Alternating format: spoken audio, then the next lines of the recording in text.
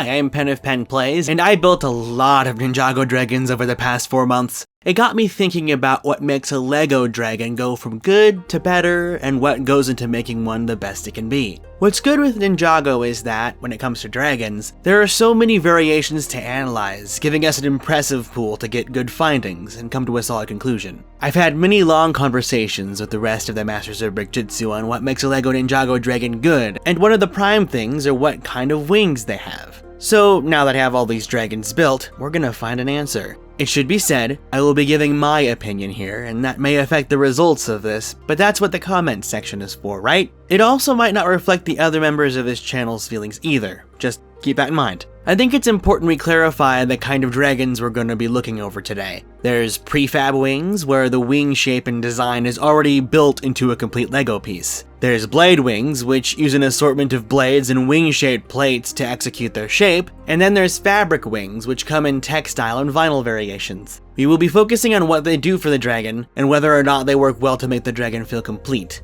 Let's get right into Prefab Wings. These are surprisingly rare for Ninjago up until recently, and whether they do a great job representing dragon wings really depends on the part usage. For Kai and Jay's Evo dragons, these wings are fantastic in detail, but the attachment points are extremely limiting. Attaching them directly to joints can work perfectly, but size is an issue. And if you just tack multiples of them together, they make for some really strange wing shapes. Their use for the Golden Dragon minifigs might be their best outing, but the potential is very clearly there, and wow are they pretty. The other kind of prefab wings can be found in Cole's Evo Dragon, and this feels more in tune with most depictions of dragon wings, albeit comically small. For this set, it gives it the feeling it's meant to live on the ground, and I like that as an aesthetic choice, though bigger wings on any other dragon would be welcome. These dragon wings are excellent, however, and larger sizes do exist should any Ninjago dragon decide to go that route. I doubt that, as building the wings are part of the fun, with Ninjago dragons especially. Instead, we have this example of the smaller ones which are also used in the dragon in the Ninja Dragon Temple, which leads me to Blade Wings, the next kind of dragon wings. Often these wings use non-dragon specific elements to make the shapes of wings, ranging from helicopter blades to alien spaceship fins, like the ones used on these 4+ dragons. For 4+, it's really important that simplicity is kept in mind, so I can't really be bothered by how the blade wings are done here, especially with this one. It reminds me of a hummingbird, a fast-moving bird for a fast talker like Jay. Wings like the latter ones can work in a very implicative shape like with a fusion dragon here, but can fall short if they aren't quite dense enough like in Jay's elemental dragon. So with these pieces specifically, it's really just a matter of execution. Shaping seems to be key with these, which is also executed well with Master Wu's elemental dragon. These pieces here might not look like blades, but were used as such in several of LEGO's buildable action figure lines, so it fits here, and serves as a unique representation of what can be done with even the most strangest pieces you can find. Again, I gotta give some credit to the Earth-themed dragons, as Old Slab here uses uniquely shaped blades to execute a design that gives off the vibe that these are more tools than for flying. Not to say that all blade-winged dragons fly the traditional way though. In fact, the dragons we've got that just hover about use blade pieces too, like those Mars mission alien fins on Stormbringer and the digital apparitions for the Empire Dragon. The latter is more machine, like its wavemate, Jay's Cyber Dragon, and both are supposed to come from a video game, so even if neither have traditional wings, the mechanical aesthetic is something Blade Wings also manage very well. Unfortunately, with Blade Wings, we come across one of my least favorite styles of wings, where just sword blades are used. This is when blades that barely make a wing shape are clipped to a jointed position, and that's all. See, with dragons like Cole's dragon here, it's not implying some Earth Dragon-like flair. It just looks sad. This has often been the go-to for a set that's trying to hit an extremely affordable price for a LEGO set, as often promotional sets do the very same thing to varying effect. Even worse though is if they're tacked onto a very intense function like with Lloyd's Golden Ultra Dragon, which houses this painfully overcomplicated apparatus to unfurl these blades for its wings.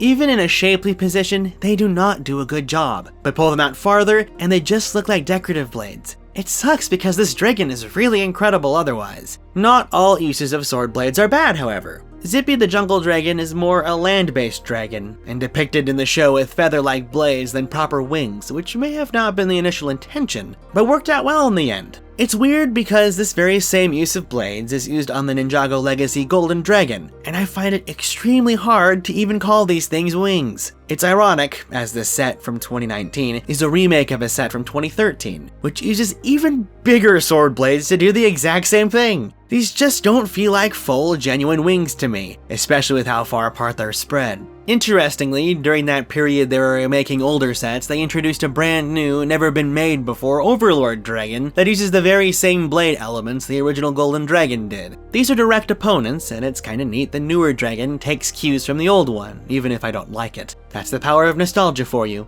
Though none quite as nostalgic as the original elemental dragons from Ninjago's first year. They use these massive helicopter blades to make the wings, and because of how dense they are at the joint, do a better job than most blade wings, but are rarely ever perfect at getting a wing shape right, at least in my opinion. The closest that we got to that, with these pieces specifically, was with the original Ultra Dragon from 2012. It uses a combination of different pieces to fill in the gaps to make them just a bit more complete, although sacrificing the wings being able to fold in before being set at rest. That's one of the more difficult things with blade wings. More often than not, they can't be folded in, so the dragon can never appear as if it's perched at rest. I'd like to say the solution would be to use fabric wings, our next set of wings, but that's not entirely the case. You see, most of the time LEGO chooses to use vinyl wings. They're pegged into Technic frames on the underside of them, and have absolutely gorgeous patterns. What's a bummer is that, because the material is often translucent, colors often look just slightly faded on them, rather than when using normal LEGO brick, like you see with the Legacy Ultra Dragon, a remake of the original 2012 dragon I just showed you. What this does do, however, is add a very nice crystalline flair to dragons like Boreal here, from the Castle of the Forsaken Emperor. It does make a dragon feel a bit more fancy when it has fabric wings, however. Small dragons like Wu's Battle Dragon look incredible with them, but with vinyl wings especially, there comes a price with using them. These wings can't, or rather they shouldn't, fold up. In most cases, that choice is deliberate, as the vinyl wrinkles, creases, or stresses if you do. But there have been attempts to avoid that, like with Firstborn here. She has a different type of vinyl that can fold, but the issue is that the shape doesn't hold, so her wings tend to spring open in any attempt to fold them in. That doesn't mean she can't flap her wings, however. In fact, fabric dragon wings are perhaps the best for functionality, like flapping wings or going into a dive position. This includes textile wings as well, which, in my opinion, well, are without flaw. They have bold colors and can fold up without as much a crease. The only thing stopping them is wing functionality from the parts they're attached to, which has left a poor track record for dragons with textile wings. Dragons like Griefbringer have extremely limited articulation, while Lloyd's legendary dragon only gets a slider. The water dragon has the looks, but yeah, that's kind of pitiful. In the end, with most of these wings, most function just about as well as any of the other vinyl wings do. Sets like the Moro dragon are also the same in that sense, despite the gorgeous and tattered wings. Kai's Fire Dragon, a Ninjago Legacy remake of the original Fire Dragon from Ninjago's original release year, has the joints to make his limbs move as well as his wings fold in, which is a lot better than most get. Unfortunately, he only just has a couple joints, so he's incredibly stiff, though he does have the most dynamic rest position for his wings compared to the rest, which leaves me with the Green NRG Dragon. Fully jointed and articulated with some of the most incredible fabric elements you will find on